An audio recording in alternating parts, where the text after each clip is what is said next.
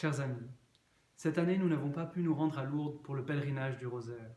Et pourtant, notre cierge, le cierge de notre groupe suisse, brûle auprès de la grotte. Alors avec le frère Michel, nous avons aussi voulu vous offrir de méditer ensemble le chemin de croix comme nous en avions l'habitude. Je vous propose de méditer chaque station de ce chemin de croix qui rappelle les mystères douloureux du Rosaire en mettant en lien avec un des autres mystères du Rosaire, joyeux, lumineux ou glorieux. Ainsi nous pourrons découvrir ensemble comment la passion de notre Seigneur est comme un résumé de tous les mystères de sa vie. Première station, Jésus est condamné à mort. Premier mystère joyeux, l'Annonciation. Il sera grand, il sera appelé Fils du Très-Haut. Le Seigneur Dieu lui donnera le trône de David, son père. Luc, chapitre 1. C'est étonnant de faire le lien entre l'heureuse annonce faite à Marie de la naissance de Jésus et l'horrible annonce faite par Pilate de sa condamnation à mort. Et pourtant, il y a comme un fil rouge discret qui relie les deux.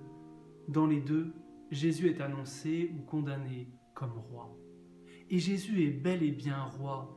C'est paradoxal qu'il soit ainsi livré comme un brigand, c'était déjà paradoxal qu'il naisse dans une famille si humble de Palestine. Jésus n'est pas un roi comme on en avait l'habitude, comme pour nous inviter à changer notre regard. Prions pour tous ceux qui sont jugés injustement. Deuxième station, Jésus est chargé de la croix.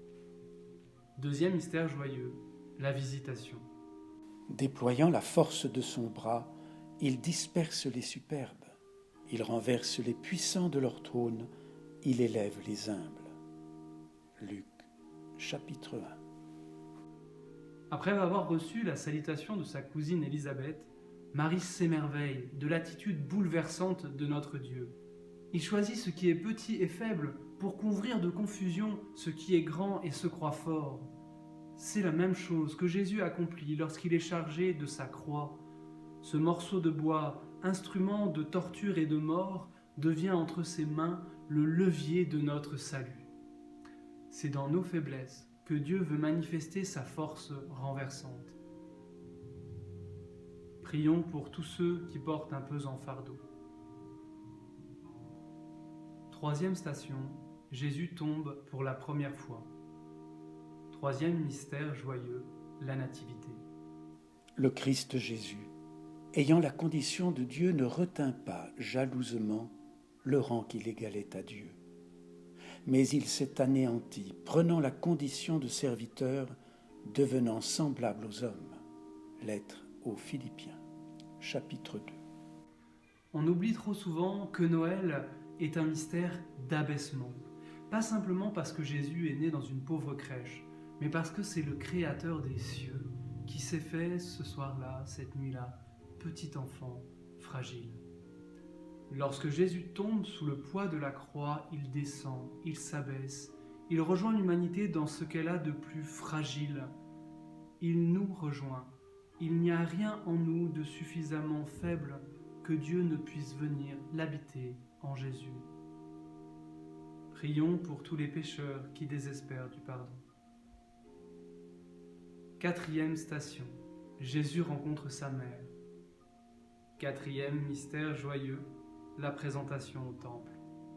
Siméon les bénit, puis il dit à Marie, sa mère, « Voici que cet enfant sera un signe de contradiction, et toi, ton âme sera traversée d'un glaive. » Luc, chapitre 2. Cette fois-ci, il n'est pas besoin de faire beaucoup d'efforts pour voir le lien entre cette station et ce mystère. Jésus, lorsqu'il rencontre sa mère, accomplit la prophétie du vieux Siméon.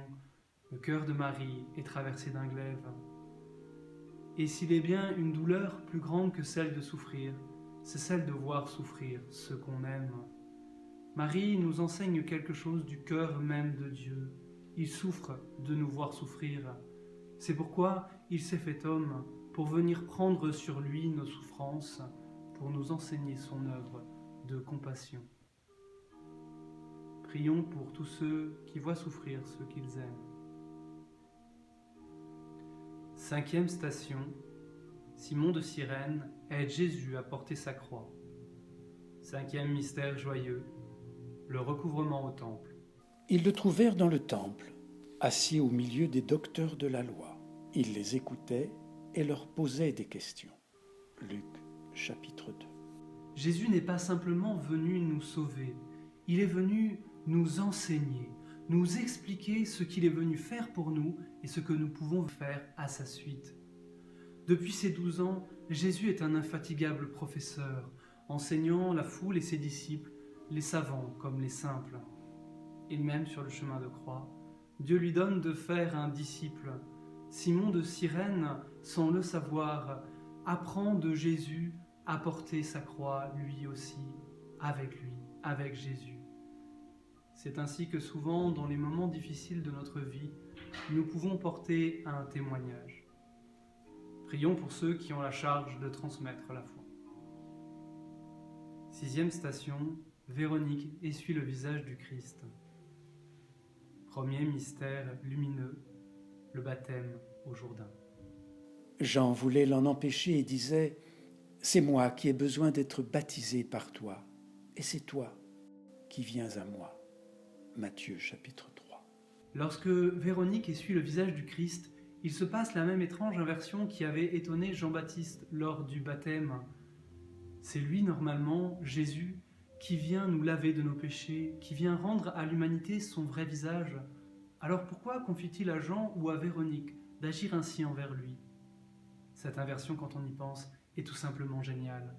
Non seulement elle donne au maître de prendre la place de l'élève pour lui montrer l'exemple, mais encore, elle nous donne de comprendre quelque chose de ce mystère de salut. Dieu veut nous rendre participants, véritablement acteurs de notre salut. Prions pour tous ceux qui conforment leur vie au Christ dans la vie religieuse. 7e station, Jésus tombe pour la 2e fois. 2e mystère lumineux, les noces de Cana. Et celui-ci goûta l'eau changée en vin. Il ne savait pas d'où venait ce vin, mais ceux qui servaient le savaient bien, eux qui avaient puisé l'eau. Jean, chapitre 2.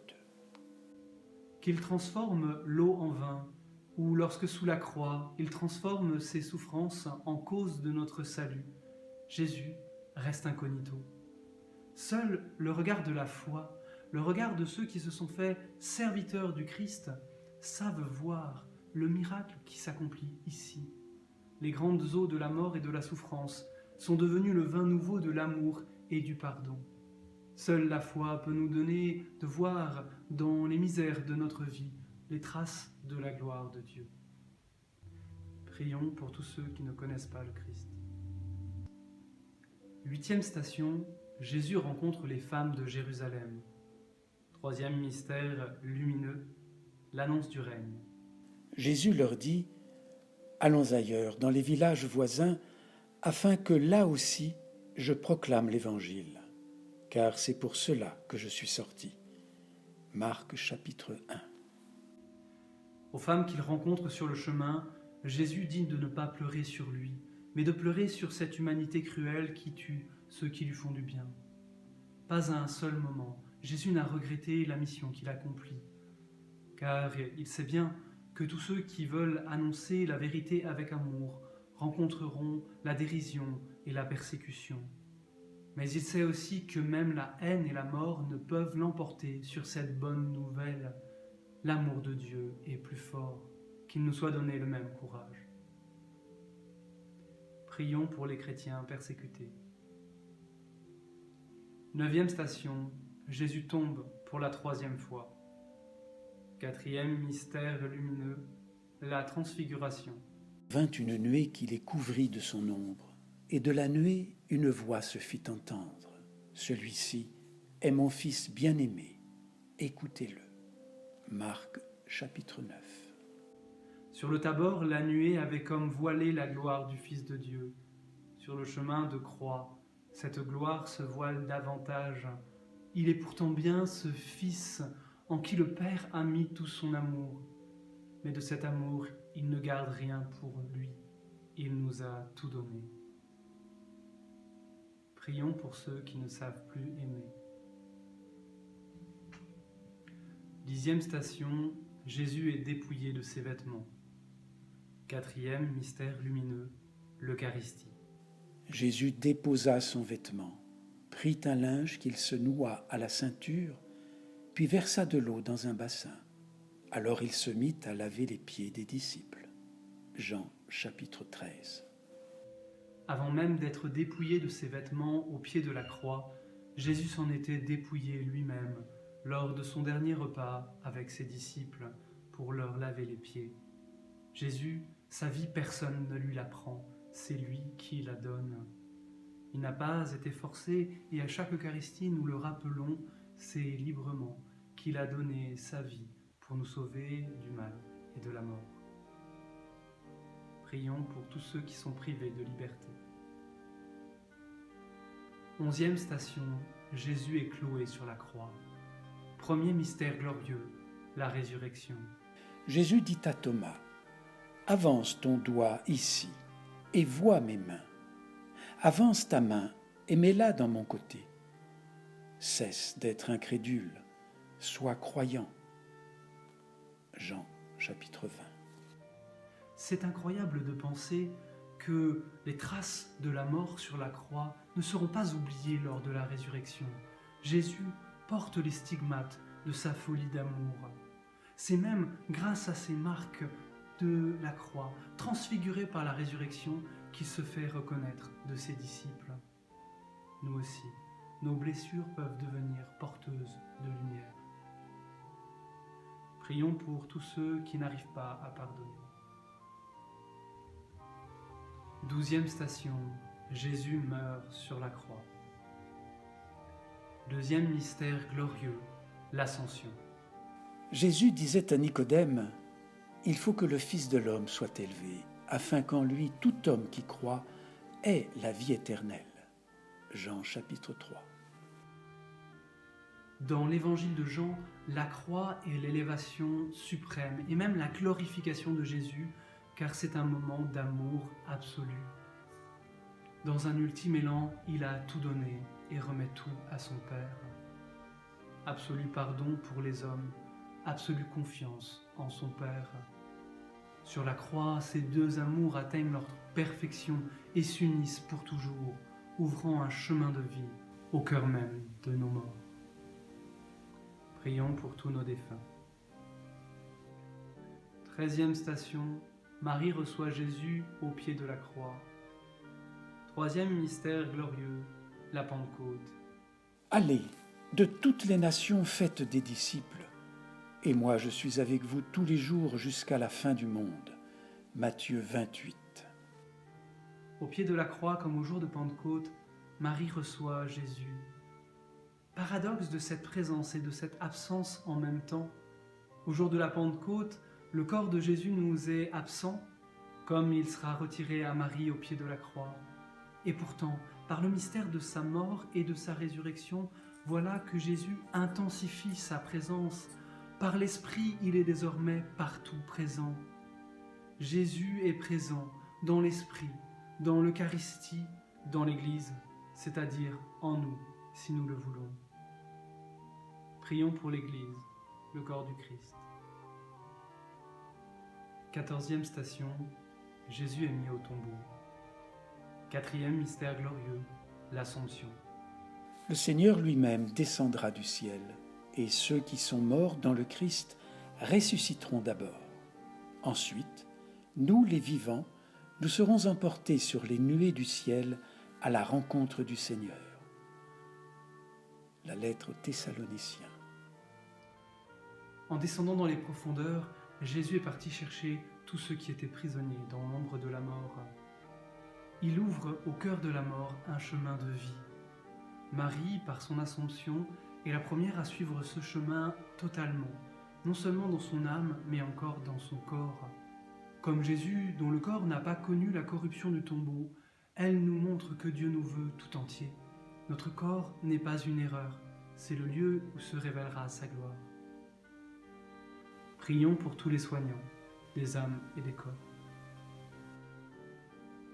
15e station, Marie espère malgré tout. 5e mystère glorieux, le couronnement de Marie au ciel. Et la ville sainte, la Jérusalem nouvelle, je l'ai vue, qui descendait du ciel, d'auprès de Dieu, prête pour les noces, comme une épouse parée pour son mari.